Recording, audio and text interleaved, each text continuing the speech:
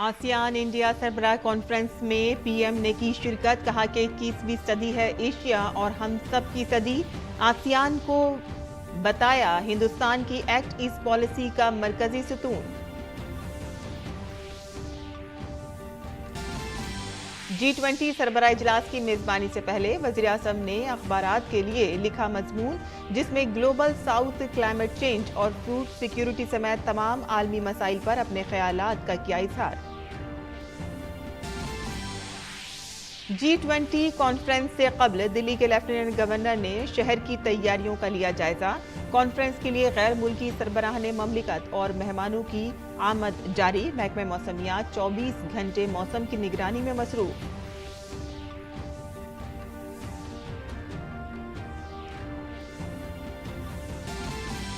G20 के रंग में डूबा पूरा मुल्क। तकरीब के असल मकाम भारत मंडपम को शानदार तरीके से सजाया गया। दारुल हुकूमत दिल्ली में जगह जगह महात्मा गांधी के कटआउट और चरखे किए गए हैं नस्ब। सनातन धर्म पर काबिल एतराज बयान सुनकर सोनिया और राहुल गांधी खामोश क्यों? गिरिराज सिंह और रविशंकर प्रसाद ने कहा कि बर्दाश्त नहीं किया जाएगा हिंदू अकीदे को ठेस पहुंचाना। मुल्क भर में जन्माष्टमी की धूम। मथुरा और वृंदावन से बद्रीनाथ और मुंबई तक मंदिरों में अकीदतमंदों का सैलाब। दही हांडी के त्यौहार के जोश में डूबी मुंबई। यूएस ओपन के सेमीफाइनल में पहुंचने वाले आलमी नंबर 1 खिलाड़ी कार्लोस अल्कराज का मुकाबला अब डेनियल मेदवेदेव से। विमेन सिंगल्स में सबलिंका भी पहुंच गई हैं। लास्ट फोर में भूपन्ना और एबेडन की जोड़ी आज खेलेगी मेंस डबल सेमीफाइनल। आदाब नाज़रीन, खबरनामे में आपका इस्तकबाल है। मैं हूं साइमा खान। अब खबरें तफसील से। इंडोनेशिया की राजधानी जकार्ता में वज़ीर-ए-आज़म ने 20वीं आसियान इंडिया सरबराह कॉन्फ्रेंस में शिरकत की। वज़ीर-ए-आज़म नरेंद्र मोदी ने मुफ्त शिपिंग और फूड सिक्योरिटी समेत ज़ाब्तों पर मबनी एक नए आलमी निज़ाम की तश्कील पर खुसूसी जोर दिया। उन्होंने आसियान इंडिया फंड और आसियान में भारतीय सिफारतखाना खोलने का ऐलान भी किया। आइए जानते हैं इसकी पूरी तफसील। इंडोनेशिया के दारुल हुकूमत जकार्ता पहुंचते ही वज़ीर-ए-आज़म नरेंद्र मोदी का हवाई अड्डे पर शानदार इस्तकबाल किया गया। इंडोनेशिया की खवातीन व बच्चों की तरक्की की वजीर धर्मावती ने उनका इस्तकबाल किया।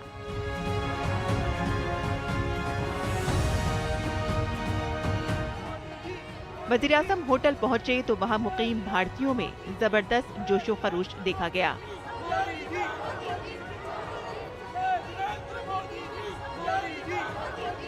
वज़ीर-ए-आज़म ने अपने शनासा अंदाज से लोगों का इस्तकबाल कबूल किया।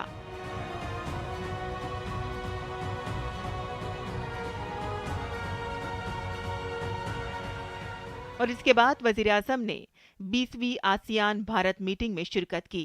कॉन्फ्रेंस के मकाम पर वज़ीर-ए-आज़म का बाकायदा इस्तकबाल किया गया। इंडोनेशिया के सदर जोको विडोडो ने उनका खैर मकदम किया। वज़ीर-ए-आज़म ने कहा कि कसीरुल जहती दुनिया में भारत आसियान मुमालिक के साथ तारीखी और जोग्राफियाई तौर पर जुड़ा हुआ है।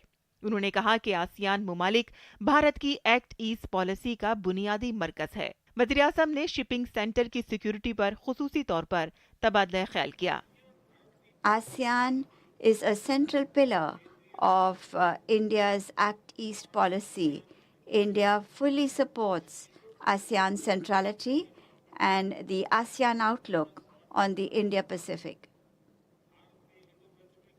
ASEAN has an important place in India's Indo-Pacific initiative. उन्होंने कहा कि गुज़िश्ता साल आसियान के साथ जामे स्ट्रेटेजिक शराकतदारी बाहमी ताल्लुकात की गहराई का मुंह बोलता सबूत है।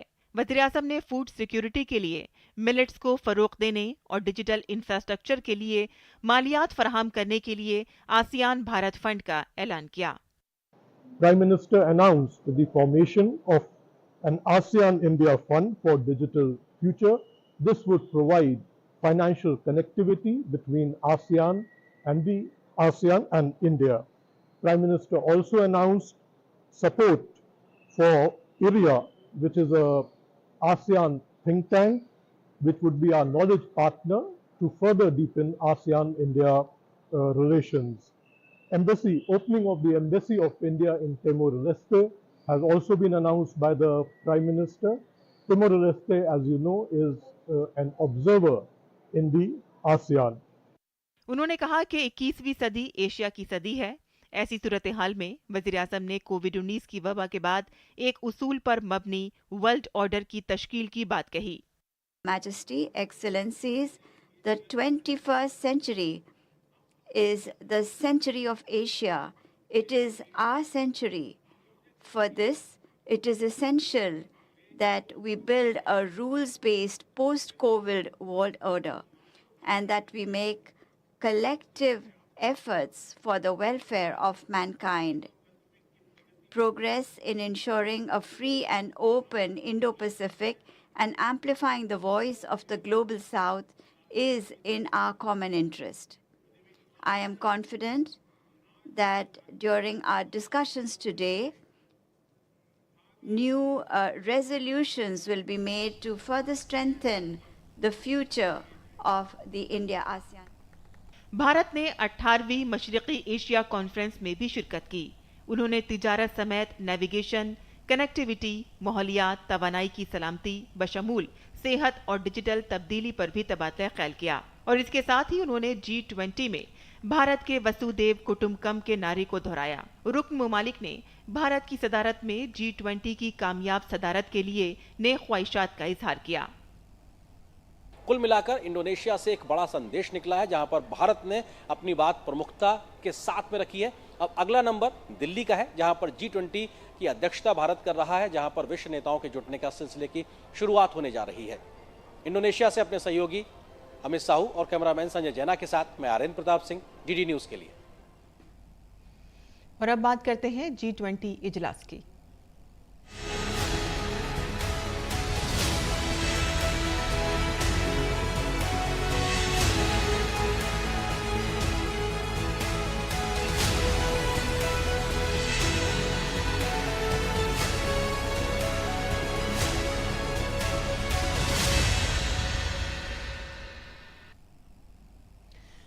दिल्ली G20 सरबराही इजलास शुरू होने में अब सिर्फ चंद दिन बाकी और चंद घंटे बाकी रह गए हैं। इस कॉन्फ्रेंस में दुनिया भर से कई सियासतदान शिरकत कर रहे हैं। इस कॉन्फ्रेंस का मरकजी प्रोग्राम दिल्ली के प्रगति मैदान में वाक़ भारत मंडपम में मुनक़िद होगा।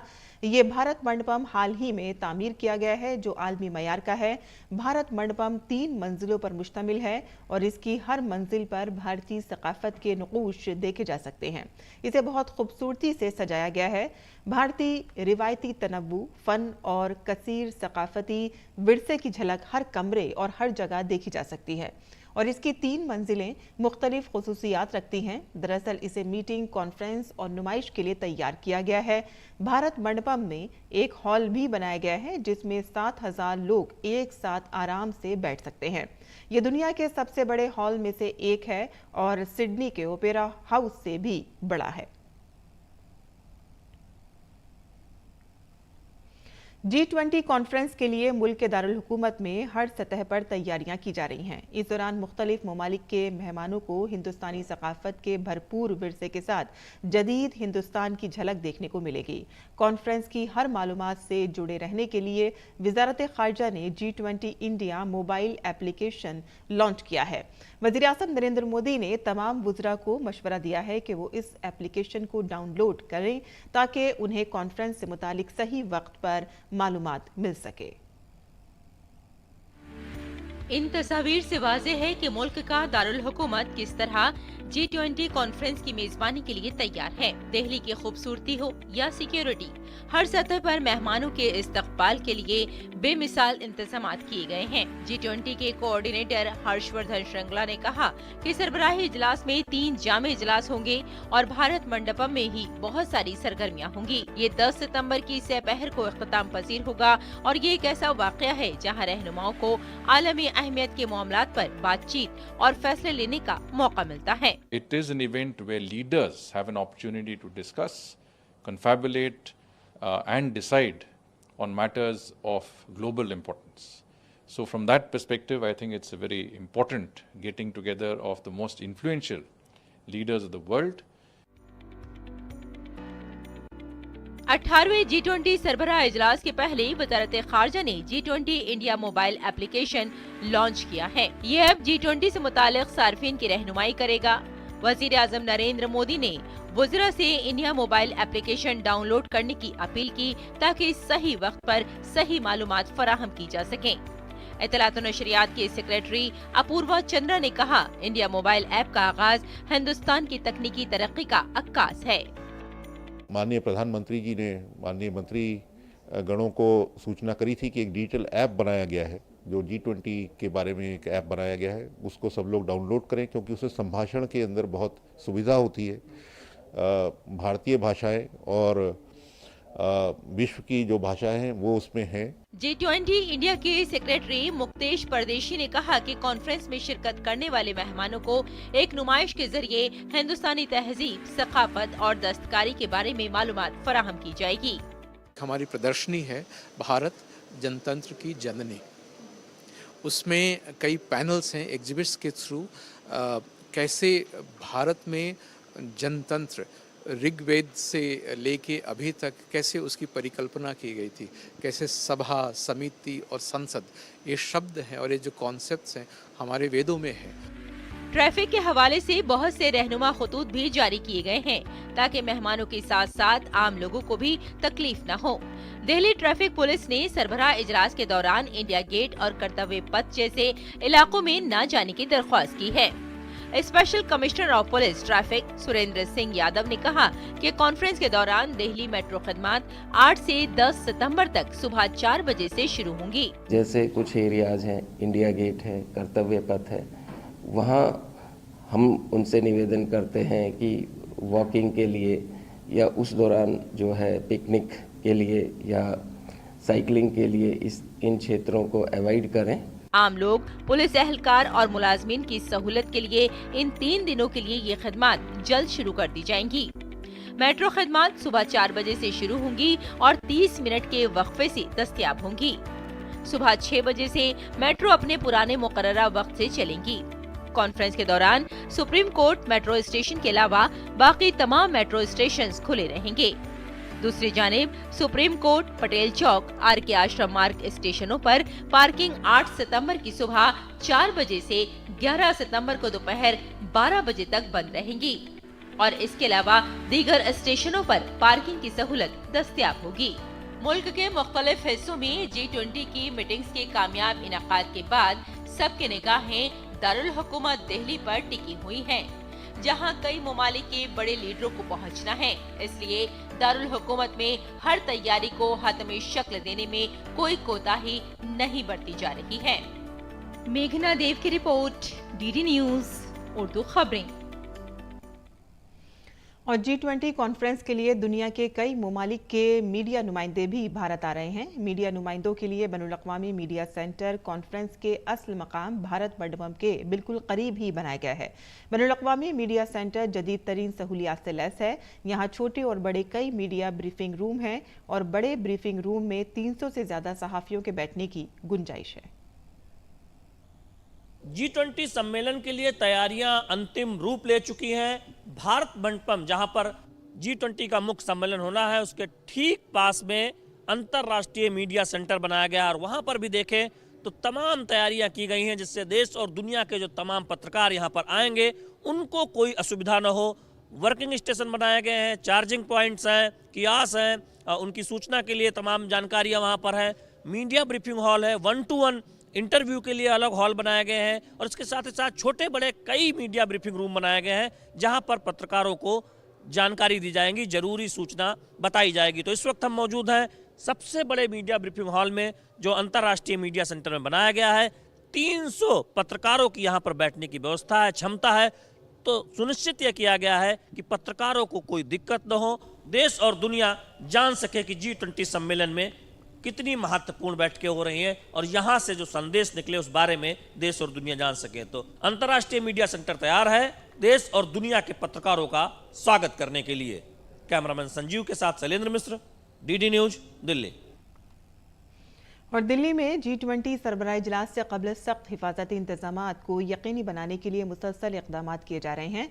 सेंट्रल दिल्ली पुलिस ने मोबाइल पुलिस स्टेशन भी लॉन्च किया है।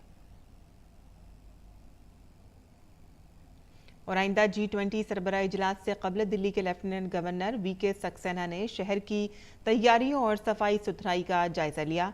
दिल्ली की खूबसूरती की बात हो या सिक्योरिटी की, हर सतह पर मेहमानों के इस्तकबाल के लिए मिसाली इंतजामात किए गए हैं। और G20 सरबराह इजलास के लिए राजघाट के बैरूनी इलाकों के साथ साथ दिल्ली के अहम मकामात और चौराहों को भी खूबसूरत बनाया गया है। G20 सरबराह इजलास के लिए दारुल हुकूमत दिल्ली को दुल्हन की तरह सजाया गया है।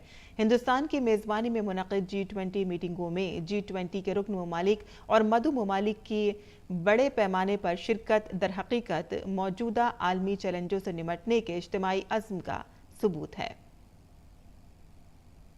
G20 सरबराह इजलास के दौरान मुख्तलिफ ममालिक के मेहमानों को हिंदुस्तानी सकाफत के भरपूर विरसे के साथ जदीद हिंदुस्तान की झलक देखने को मिलेगी।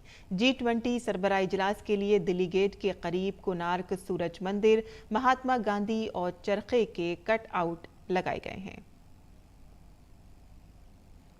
अहमदाबाद गुजरात के रिहायशी मौलिक जानी ने अपनी कीमती जैगुआर कार को G20 की थीम में पेंट किया है। उनका कहना है कि ये हिंदुस्तान के लिए फ़ख्र का लम्हा है कि हिंदुस्तान G20 सरबराह इजलास की मेज़बानी कर रहा है। वो दिल्ली में मुनक़िद होने वाले G20 सरबराह इजलास का जश्न मनाने गुजरात से दिल्ली पहुंचे हैं।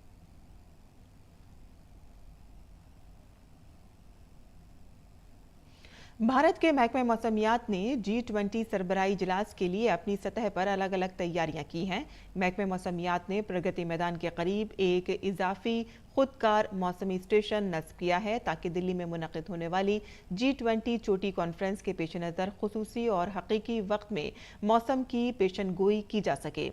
सरबराह इजलास के लिए भारतीय महकमा मौसमियात की तरफ से 24 घंटे मौसम की निगरानी कल सुबह शुरू होगी। महकमा मौसमियात मौसम की ताज़ा तरीन मालूमात और पेशन गोइयाँ जारी करेगा जो IMD की वेबसाइट मौसम.imd.gov.in पर एक खुसूसी वेब पेज पर दस्तयाब होंगी।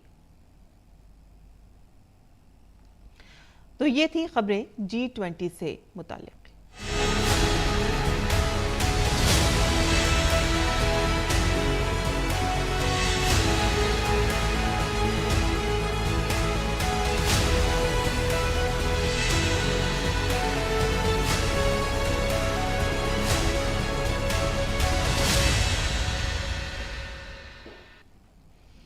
और सनातन पर DMK लीडर उदयनिधि स्टालिन के काबिल एतराज़ बयान पर बीजेपी मुसलसल हमरावर है।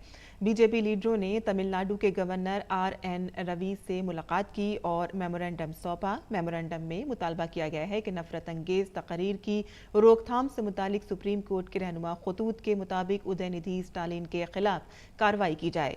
मेमोरेंडम में ये मुतालबा भी किया गया है कि रियासती हुकूमत के वजीर PK सीकर को मुतनाज़ा तकरीब में शिरकत करने पर काबीना से निकाल दिया जाए। बीजेपी लीडर रविशंकर प्रसाद ने सनातन धर्म की मुखालिफत करने वालों को करारा जवाब देते हुए कहा है कि जो लोग आइन को बचाने की बात करते हैं उन्हें पहले आइन पढ़ना चाहिए क्योंकि सनातन को आइन में भी इज्जत मिली है। संविधान को बचाने की बात करते हैं ना, तो इनसे मैं एक ही सवाल पूछता हूं, जरा संविधान पढ़ लो कि सनातन को संविधान में भी सम्मान मिला है। और अगर ये संविधान आज बनने की बात हो और प्रभु राम और प्रभु कृष्ण और सबकी नटराज की छवि लगाने की बात हो तो कितना हंगामा करेंगे ये लोग। इसलिए इन लोगों ना भारत की विरासत की समझ है, ना भारत के संस्कृति की समझ है, ना भारत के संस्कार की समझ है। बस सियासत कुर्सी रहे। फिर कहूंगा ऐसे लोगों को, सनातन को तो मुगल और इस्लामिक कट्टरवादी समाप्त कर नहीं सके, ब्रिटिश गुलामी करने वाले समाप्त कर नहीं सके, इन लोगों की क्या बिसात है। और राष्ट्रीय स्वयं सेवक संघ के सरबराह मोहन भागवत ने महाराष्ट्र के नागपुर में एक प्रोग्राम में अखंड भारत के सवाल पर कहा कि भारत से अलग होने वालों को लगता है कि उनसे गलती हुई है। भारत होने का मतलब भारत की फितरत को कबूल करना है। परिस्थितियां ऐसी करवट ले रही, जो भारत से अलग हुए उनको लगता है कि वो गलती हो गई, हमको फिर से भारत होना चाहिए, लेकिन वो मानते हैं कि भारत होना यानी नक्शे की रेखाएं पोंछ डालना। ऐसा नहीं है, केवल उससे नहीं होगा। भारत होना यानी भारत के स्वभाव को स्वीकार करना। वो स्वभाव मंजूर नहीं था, इसलिए भारत का विखंडन हुआ है। वो स्वभाव जब आ जाएगा तब कुछ बदलना नहीं पड़ेगा, सारा भारत एक हो जाएगा। तो अपने जीवन से सब पड़ोसी देशों को ये सिखाना, ये काम हमको करना पड़ेगा और हम कर रहे हैं। और संघ के सरबराह डॉक्टर मोहन भागवत ने कहा है कि समाज के महरूम तबके को न सिर्फ माशी बल्कि समाजी बराबरी भी मिलनी चाहिए। उन्होंने कहा है कि संघ महरूम तबकों के लिए समाजी मसवात का हामी है। परिवार में सब समान है, लेकिन जो बीमार है उसकी विशेष चिंता करनी पड़ती है। ऐसा वो आरक्षण लागू किया है, इसलिए जब तक वो भेदभाव है तब तक उसको चालू रहना चाहिए। संविधान सम्मत जितना आरक्षण है उसको हम संघ के लोग तो पूरा समर्थन देते हैं। और गैर मुल्की खबरों में जापान ने आज सुबह चांद के लिए अपना खलाई जहाज जुनूबी जापान के तानीगाशिमा खलाई मरकज से घरेलू IIAH रॉकेट के जरिए लॉन्च कर दिया है। ये गाड़ी अगले साल के शुरू में चांद पर उतरेगी। जापान ऐसा करने वाला दुनिया का 5वां मुल्क बन गया है। इस मिशन को गुज़िश्ता माह खराब मौसम की वजह से मुलतवी करना पड़ा था। वहीं Indian space research organisation ISRO ने चांद के लिए लैंडर की कामयाब लॉन्चिंग पर जापान को मुबारकबाद दी है। इसरो ने सोशल मीडिया प्लेटफॉर्म एक्स पर लिखा है कि JAXA को चांद पर लैंड की कामयाब लॉन्चिंग पर मुबारकबाद। चांद पर एक और कामयाब कोशिश, आलमी खलाई बरादरी के लिए नेक ख्वाहिशात। टोरंटो इंटरनेशनल फिल्म फेस्टिवल आज से 17 सितंबर तक कनाडा में शुरू हो रहा है। मेले में हिंदुस्तानी वफ्द की क़यादत वज़ारत इत्तलात व नशरियात के महकमा फिल्म के ज्वाइंट सेक्रेटरी पृथुल कुमार करेंगे। टोरंटो इंटरनेशनल फिल्म फेस्टिवल में 6 भारतीय फिल्मों का इंतखाब किया गया है। इन फिल्मों में त्रिसिम सिंह धंधवार की डेयर जस्सी, निखिल नागेश भट्ट की हिदायत करदा किल और किरण बुलानी की थैंक यू फॉर कमिंग शामिल है। मेले में हिंदुस्तान की शिरकत वसी पैमाने पर होगी और इसे हुनर, मवाद और तफरीह के मरकज़ के तौर पर दिखाने पर तवज्जो मरकूज की जाएगी। हिंदुस्तान मुल्क की तख्लीकी और तकनीकी ताकतों को जाहिर करने के लिए कई सेशंस की मेज़बानी करेगा और बैनुल-अक़वामी स्टेक होल्डर्स को हिंदुस्तान के साथ मिलकर फिल्में बनाने और हिंदुस्तान में फिल्में बनाने की दावत देगा। भगवान कृष्ण के यौम पैदाइश की याद में मनाया जाने वाला जन्माष्टमी त्यौहार मुल्क भर में मनाया जा रहा है। मंदिरों को रोशनियों और फूलों से सजाया गया है। मुल्क के कुछ हिस्सों में कल जन्माष्टमी का त्यौहार मनाया गया। आज भी मंदिरों में जन्माष्टमी का त्यौहार मनाया जा रहा है। ये हर महीने ये कृष्ण पक्ष की अष्टमी को मनाया जाता है।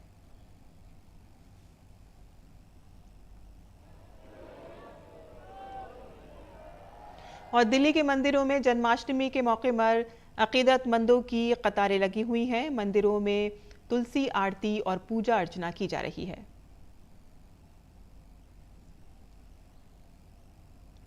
और ख़ास तौर पर महाराष्ट्र में कृष्ण जन्माष्टमी के मौके पर दही हांडी का त्यौहार भी मनाया जाता है, जिसमें मिट्टी के बर्तन को दही से भरकर रस्सी पर लटकाया जाता है और गोविंदों का एक ग्रुप पिरामिड बनाता है और ऊंचाई पर लटकी हुई हांडी को तोड़ता है।